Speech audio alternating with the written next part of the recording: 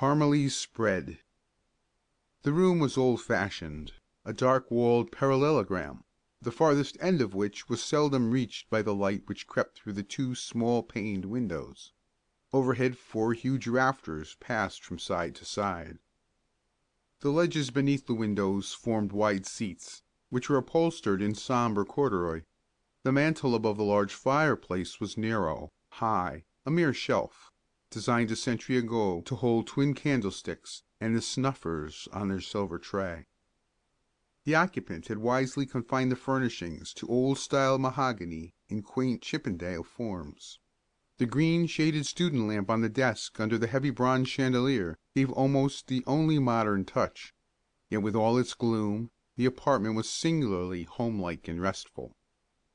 Perhaps this thought occurred to Parmelee, as he closed the door behind him, for his gaze swept slowly over the room, and he sighed once as he removed his cap and gown and laid them carefully aside.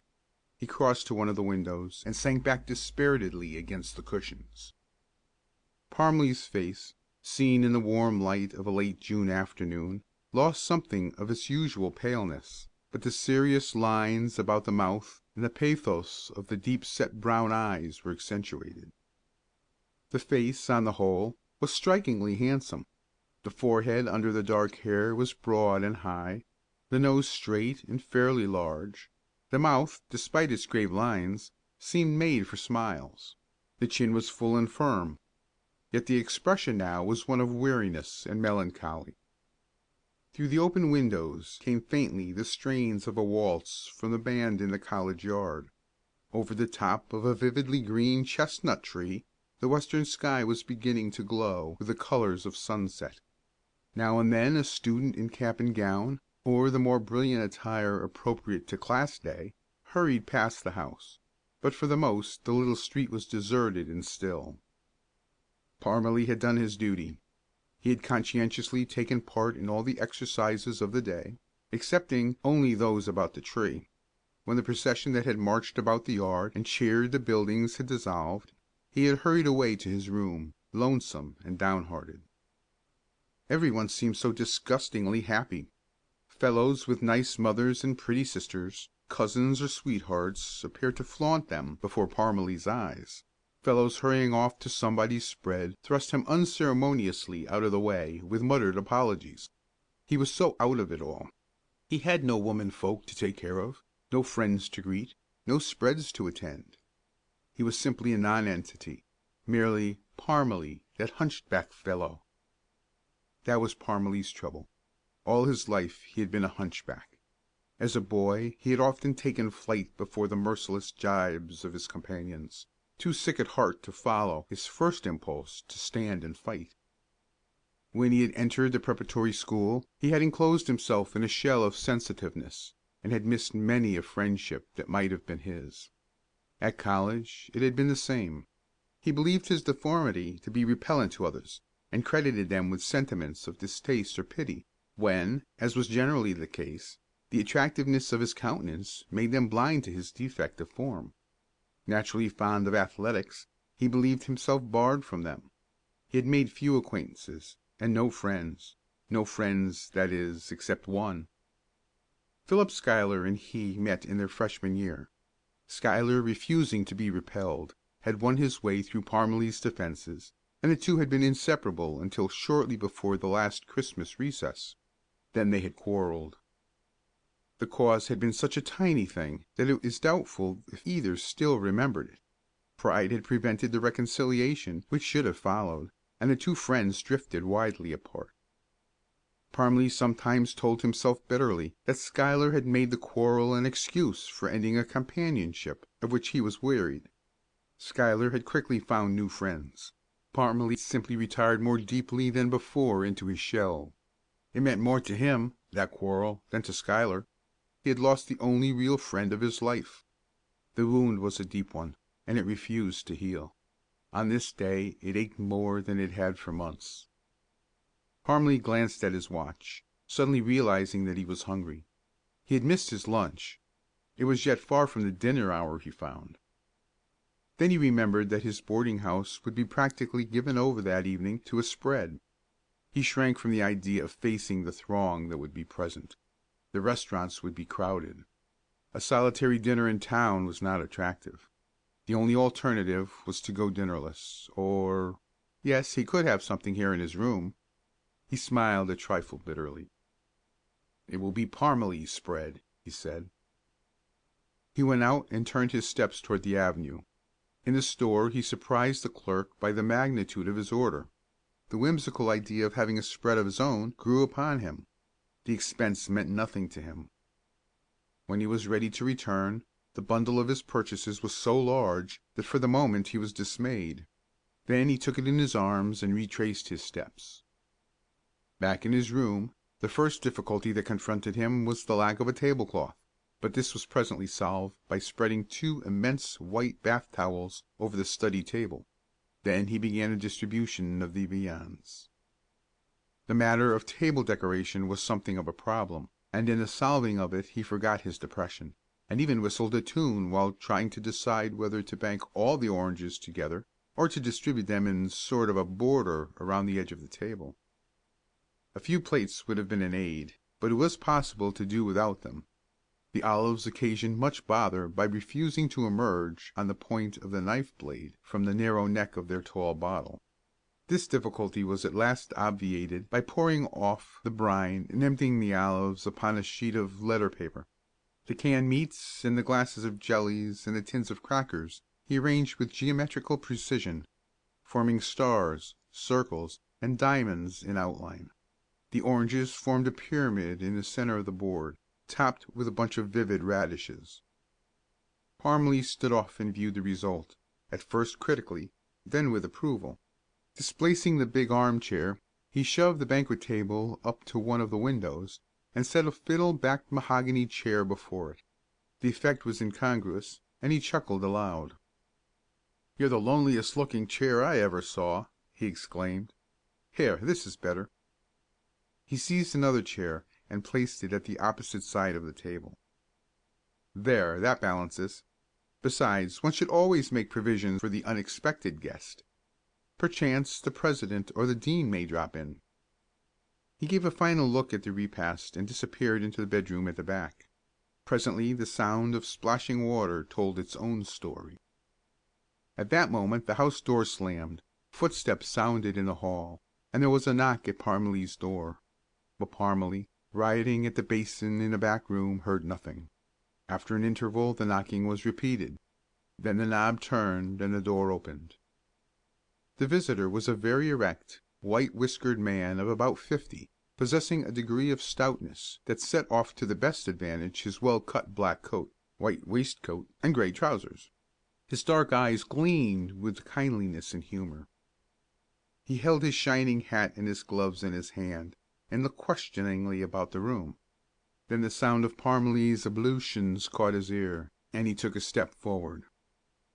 "Is there any one at home?" he called. Parmelee, in his shirt sleeves, the water dripping from the end of his nose, came to the inner doorway, the towel clutched desperately in one hand, and stared with amazement. "I beg your pardon, sir, for this intrusion," the visitor said. "I knocked, and receiving no answer, took the liberty of entering unbidden. We old graduates lay claim to many privileges on Class Day, you know. Nothing is sacred to us." He paused. Parmelee grasped the towel more firmly, as if it were a weapon of defense to be used against the invader, and nodded silently. His gaze fell upon the banquet, and amazement gave way to dismay. "I escaped from my wife and daughter after much scheming," continued the visitor, "in order to slip down here and have a look at this room. I haven't seen it well, not since I graduated, and that was 29 years ago this month." "Ah!" Parmelee found his tongue. "You lived here while in college?" "4 years. After I entered the law school, I roomed in town. But don't let me disturb you. I'll just glance around a moment, if I may." Parmelee's courtesy came to the surface again. The visitor's designs were plainly above suspicion. It was very awkward, but "Certainly, sir. Just make yourself at home. If you'll pardon me for a moment, I'll get my coat on." The visitor bowed deprecatingly, and Parmelee disappeared again.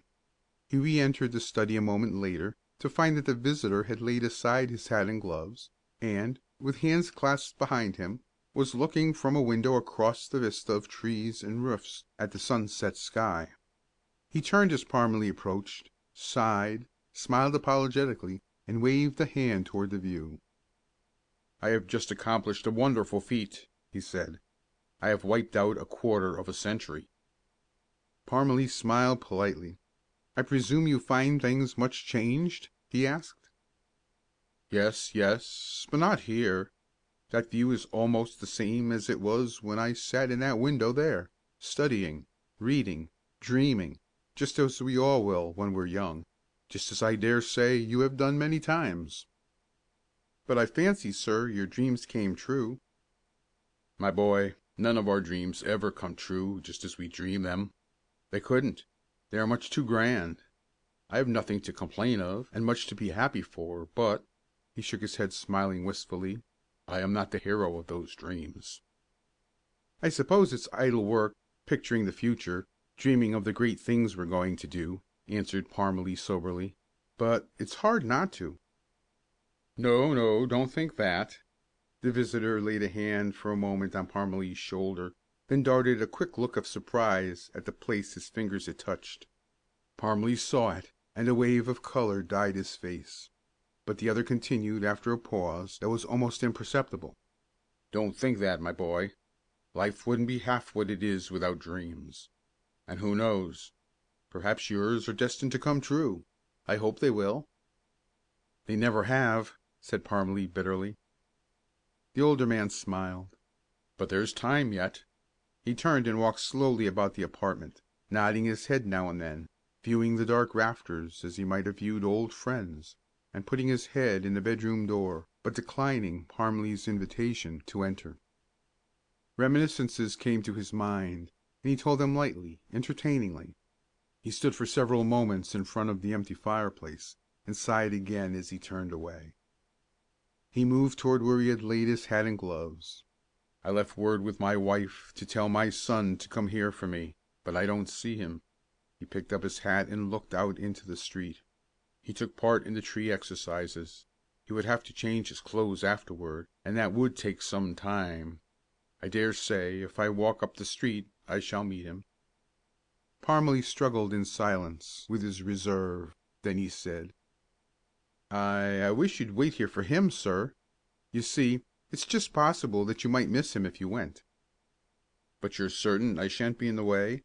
Your guests will not arrive for a while?" "I'm not expecting anyone, sir." "Indeed?" The visitor glanced at the banquet and looked puzzled. "Pardon me. I thought you were giving a small spread. I shall be very glad to remain if I'm not in your way." He laid aside his hat and took a seat. Parmelee retired to the window and frowned at the banquet. Of course he had not been asked to explain it, but no other course seemed possible. The situation was ridiculous. He would make a clean breast of it. Somehow it did not seem difficult to tell things to the kind-faced stranger. "I dare say you think I'm crazy," he said, "with all that stuff spread out there, and nobody coming, but—" And then he explained things, though not very lucidly, for he was disturbed by a realization of the absurdity of the affair. But the visitor seemed to understand, and when Parmelee had ended, he exclaimed with concern, "Why, then, I've been keeping you from your supper. And no lunch, you say? I'd no idea, I assure you." He seized his hat again. Parmelee sprang to his feet. "No, no, I'm not in the least hungry. That is, I'm in no hurry." The older man hesitated. "But if you had no lunch, you must be starved. Indeed, I'm sure you must be. I can appreciate your condition in a measure, for my own lunch was a sorry affair, although I did get a few bites. Don't let me keep you a moment longer." But," exclaimed Parmelee. The visitor paused with his hand on the doorknob. "Perhaps you must be hungry yourself, and if you wouldn't mind the lack of knives and forks and plates, I'd be awfully glad." "Well, really now, I've half a mind to accept," laughed the other. "The truth is, I'm as hungry as a bear. These boarding houses on Class Day—" He shook his head expressively. You are sure I'm not taking someone else's place?" "No, indeed," answered Parmelee. "The fact is, I set that chair there for you half an hour ago." "For me?" inquired the visitor. "Well, for an unexpected guest. You see, sir, the one chair looks so lonely. Have you room enough? Shall I move the desk out a bit? It's awkward having no plates, or forks, or anything. If you will take this penknife, sir, and wait a moment, the very thing." Parmelee excitedly seized two old blue plates from over the mantel, dusted them on the corner of the nearest bath towel, and presented one to the guest. "Queer I didn't think of these, isn't it? I think you'll find that sliced chicken very fair. Do you eat olives? I've never tried cold Saratoga chips myself, but they look rather good." He proffered one article after another in a very fever of hospitality. In his eagerness, he distributed the olives impartially over the whole board, and brought the pièce de résistance, the pyramid of oranges, tumbling into ruins. The guest laid down his pocket knife and looked gravely across at his host. Is anything the matter?" faltered Parmelee. "I must refuse to go on until I see you eating something." "Oh!" Parmelee blushed and seized a tin of potted turkey at random. After that the banquet progressed finely. The unexpected guest did full justice to the repast, and the unaccustomed host remembered his own hunger and satisfied it. More than that, he forgot his shyness and was radiantly happy. And after a while, when the last of the strawberries had disappeared, he suddenly found himself telling, in the most natural way in the world, things that he had never told anyone before, except, perhaps, Philip Schuyler. He stopped short in the middle of a sentence in sudden embarrassment. "And so your deformity, such a little thing as it is, has worked all this misery?" mused the guest. "Dear, dear, such a pity, my boy, so unnecessary." "Unnecessary?" faltered Parmelee. "Surely.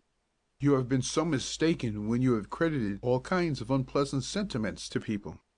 They can't care any less for you because your back is not as straight as theirs. The fault has been yours, my boy. You haven't given people a chance to get near you. You've held them off at arm's length all your life. Take my advice. After this go out among them, forget your suspicions, and see for yourself if I'm not right. When God put a hump between your shoulders, he made up for it in some other way, you may depend upon that. And although I've known you but an hour, I think I know wherein the Lord has made it up to you. But I'm not going to tell you. It might make you vain." Parmelee raised his own eyes to the smiling ones across the table. "I don't think you need have any apprehensions on that score, sir," he said, a trifle unsteadily. "Well, perhaps not. I dare say you need a little more vanity. But think over what I've said, and, if you can, act on it." "I will," answered the other earnestly. "And I'm very grateful. I don't think I ever looked at it quite that way, you see." "I'm certain you never have. And another thing, I wouldn't be too quick to bring in a verdict in the case of that friend you told me of. I think when you learn the truth, you'll find you've done him an injustice. And forgive me if I hurt you, my boy, but I think you've been more to blame than he has. It seems to me that you were the one to take the first step toward reconciliation. Well, I really must be going to hunt up my family. They'll think I'm lost. I don't know what's happened to Philip, I'm sure." "Philip?" asked Parmelee quickly. "My son," answered the visitor proudly. "He graduates this spring. Philip Schuyler. Perhaps you've met him." "I—" There was a knock at the door. Parmelee drew himself up very straight, perhaps to give the lie to the pallor of his face. "Come in," he called, and the door swung open. The youth who confronted them looked with white, set face from one to the other. There was an instant of awkward silence. Then, "Father!" he exclaimed in a low voice. "Why, Philip, what's the matter?" Parmelee's guest moved quickly to the door. "Did you think I was lost?" The son laughed uneasily. "I didn't know you were coming here. I only learned it from mother a few minutes ago." It sounded like an apology, and the older man looked apprehensively from his son to his host. But was there any reason why I shouldn't have come here, Phil? Philip Schuyler glanced from his father to Parmelee's set face, then dropped his eyes. "Of course not, sir," he replied. "It was only that I didn't know but I'd miss you. Such a crowd in town," he muttered. "That's all right, then," said his father.